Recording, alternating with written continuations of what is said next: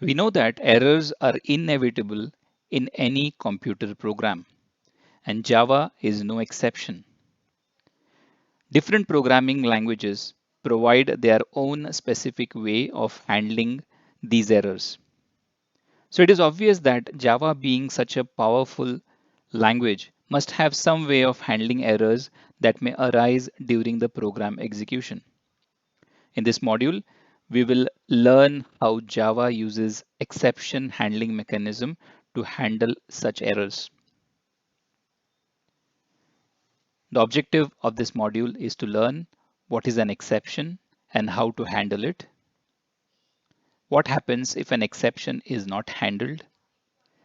What are the different types of exceptions in Java? How to throw an exception? What are the built-in exception classes in Java? How to write custom exceptions? And what is meant by chained exception? So what is an exception? Exception is an abnormal condition that arises at runtime during the program execution. It is a runtime error. So what to do when an exception occurs? When an exception occurs, it needs to be managed through exception handling mechanism. How is an exception represented in Java?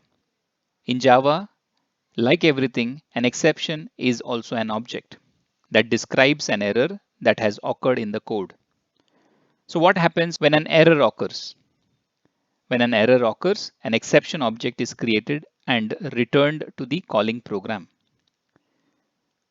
What can the calling program do with an exception object returned? Calling program may choose to handle the exception or ignore it. What happens if the calling program ignores the exception? If the calling program does not handle the exception, it will roll up to the Java runtime system and the program gets terminated by the runtime system. Exception handling in Java is managed using the below keywords: try. Program statements which need to be monitored for errors are placed within a try block. Catch. If an error occurs in a try block, it is thrown. The catch block is used to handle such errors. Throw is used to manually throw an exception object. System generated exceptions are automatically thrown by the runtime system. Throws.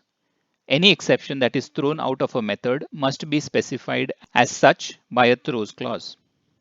Finally, any code that absolutely must be executed after a try block completes is put in a finally block. General form of an exception handling block is as shown below. We have try followed by the curly braces within which we place the block of code which needs to be monitored for errors. Next, we have the catch block, which takes in an exception type parameter. Exception type is the type of exception that has occurred. So it has the block of code for handling this error. Finally, it contains the block of code that needs to be executed after try block ends.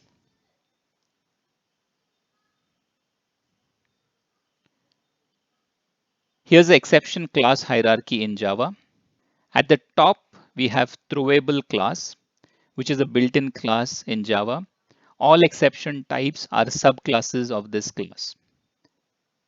It has two main subclasses, exception and error. Error indicates the type of exceptions that are not expected to be caught under normal circumstances by your program. Exceptions of type error are used by the Java runtime system to indicate errors having to do with the runtime environment itself. The exception class, which is a built-in class in Java, has a runtime exception subclass and other type of exception subclasses. There are lots of them, so it is just generalized as other exceptions here. So runtime exceptions of this type are automatically defined for the programs that you write and include things such as division by error and invalid array indexing. Other exceptions are subclasses of exception class. These exceptions have to be explicitly handled in your program. Let's look at what happens if an exception is not handled. So this program includes an expression that intentionally causes a divide by zero error. During the program execution, the Java runtime system detects the attempt to divide by zero and constructs a new exception object and throws it. The execution stops because we haven't supplied any exception handlers. Once an exception has been thrown, it must be caught by an exception handler. In this example, since the handler is not specified, the exception is caught by the default handler provided by the Java runtime system. The default handler displays a string describing the exception, prints a stack trace from the point at which the exception occurred, and terminates the program. Here's what will be output in the console. So the message contains the class name, contains the method name where the error occurs, contains the name of the file, it contains the erroneous line number, in this case 6, and the name of the exception class, arithmetic exception. So this is a subclass of the runtime exception, which aptly explains the error occurred. Let's look at exception stack trace. The stack trace will always show the sequence of method invocations that lead up to the error. The resulting stack trace from the default exception handler shows how the entire call stack is displayed. As you can see, the bottom of the stack is the main method's line number 12, which is the call to test, which caused the exception at line number 7. The call stack is quite useful for debugging because it pinpoints the precise sequence of steps that led to the error.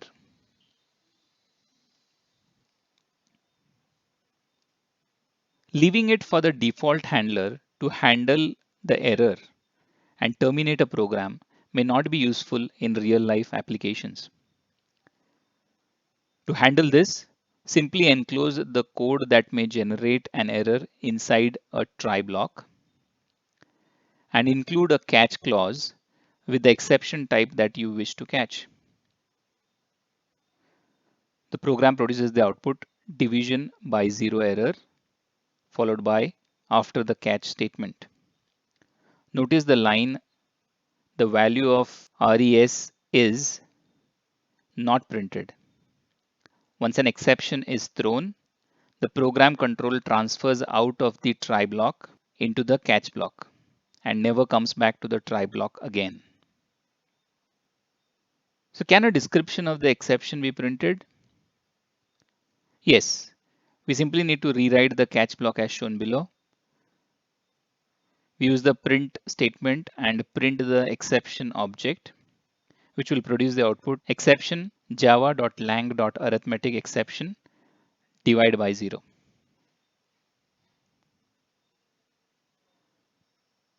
Multiple catch clauses. This program will result in an arithmetic exception or array index out of bounds exception. We use an utility class random from the Java class library. This is used to produce a value of 0 or 1 randomly on each run of the program. So when the randomly generated value is 0, it will result in an arithmetic exception. If not, it will result in an array index out of bounds exception. In case of multiple catch clauses, when an exception is thrown, each statement is inspected in order, and the first one whose type matches that of the exception is executed. After one catch statement executes, others are bypassed, and execution continues after the try catch block. This is evident in the output of this program.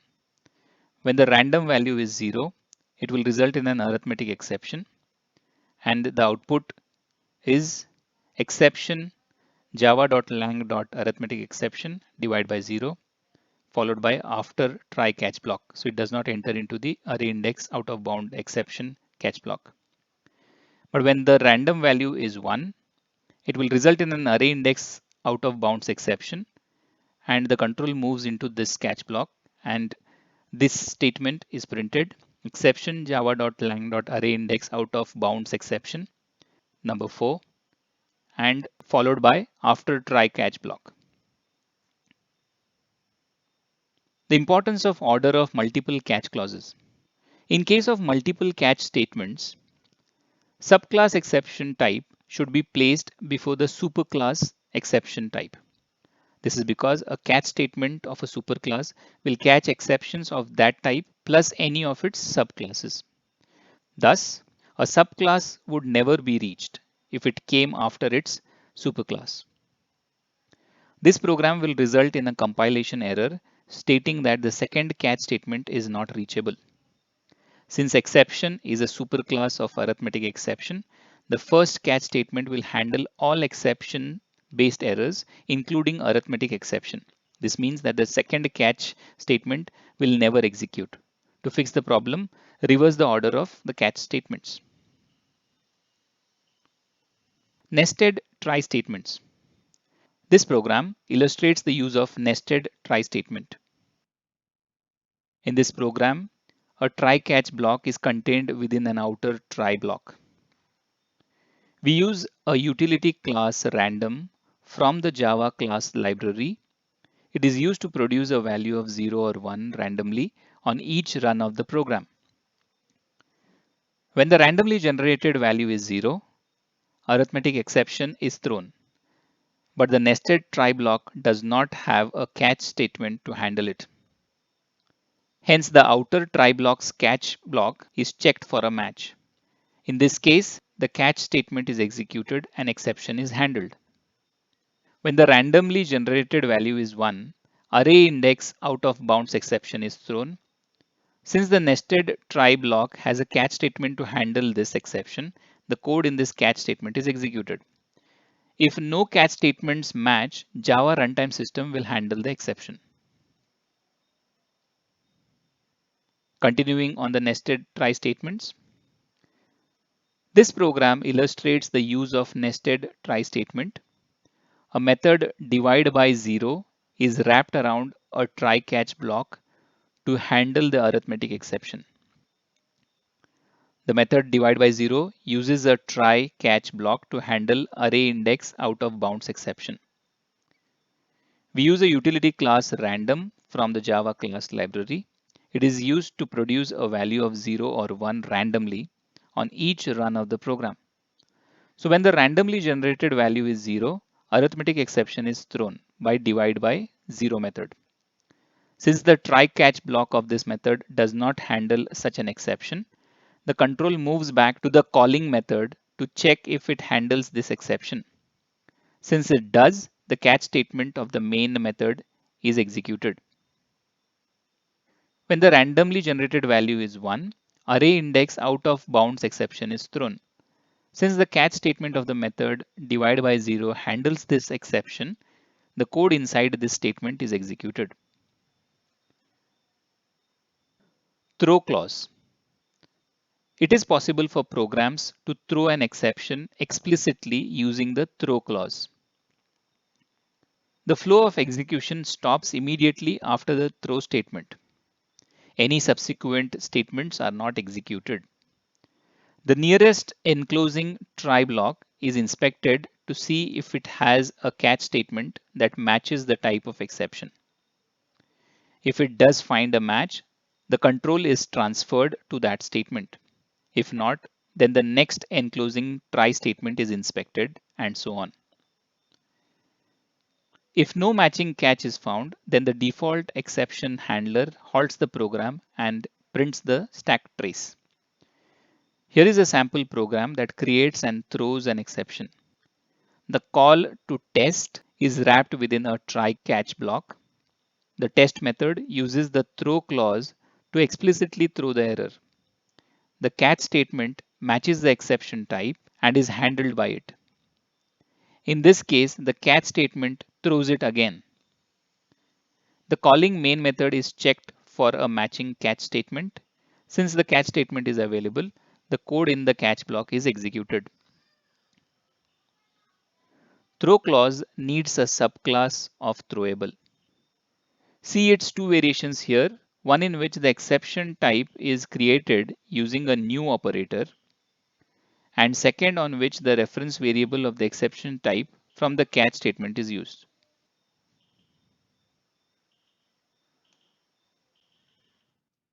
Throws clause. If a method has code which can produce an exception, but the code does not want to handle it, it needs to specify this behavior so that the callers of the method can guard themselves against that exception. Throws clause is used to specify if a method can produce an exception. In this program, the test method throws illegal access exception. The calling main method should handle this exception. In the second variation of the test method, we show that this method is capable of producing illegal exception and file not found exception. So we have the comma separated list of the exceptions that can be thrown from this method. In such a case, the main method should handle both these exceptions using multiple catch clauses.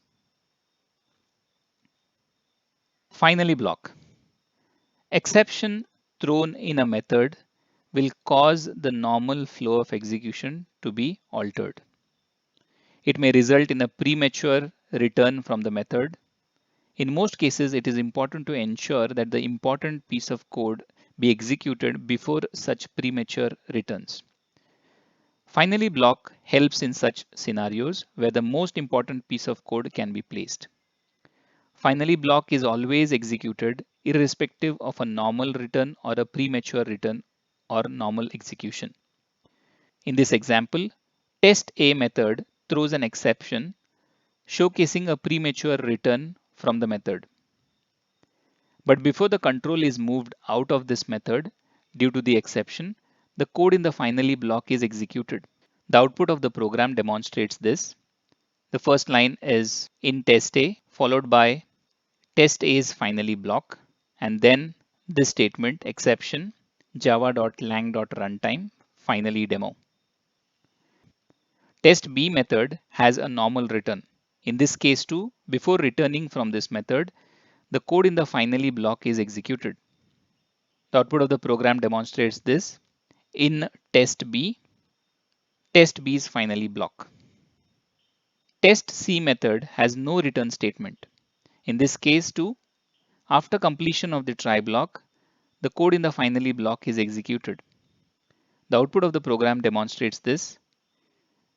In test C's finally block. There are two types of exceptions, unchecked and checked. So what are the differences between these? Unchecked exception classes are subclasses of runtime exception class, while checked exception classes are subclasses of exception class.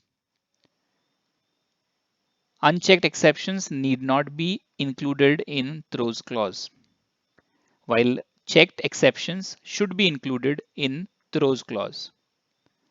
They are called unchecked because compiler does not check if a method handles or throws these exceptions.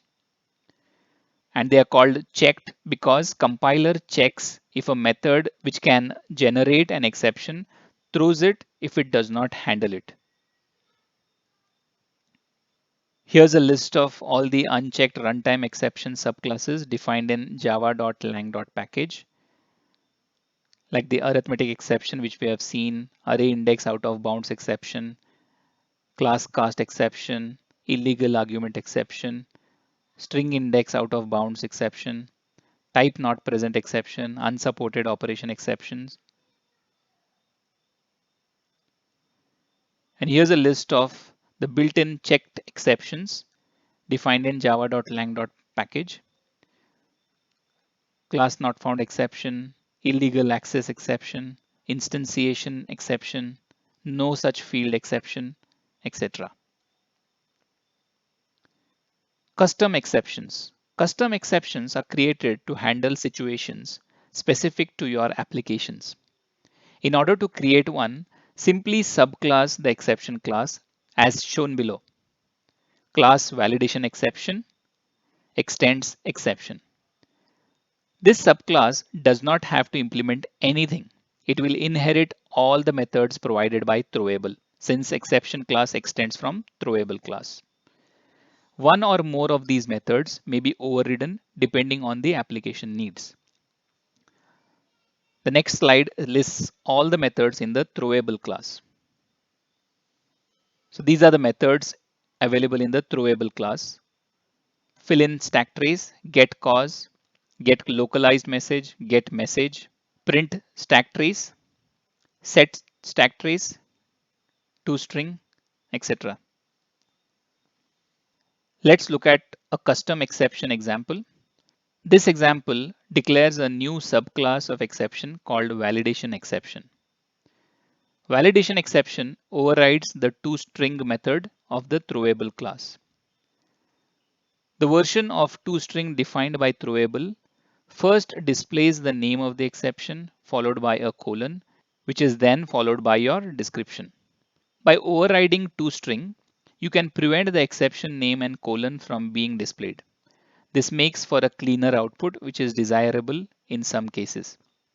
Validation exception demo class defines a method validate, which is responsible for checking if the email address contains @gmail.com.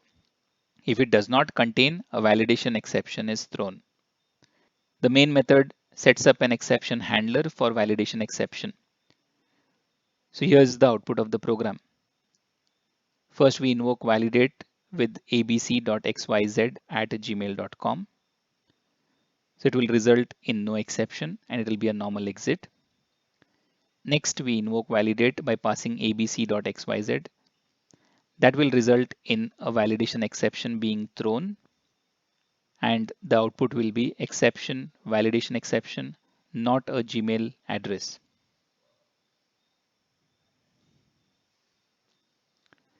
Chained exceptions.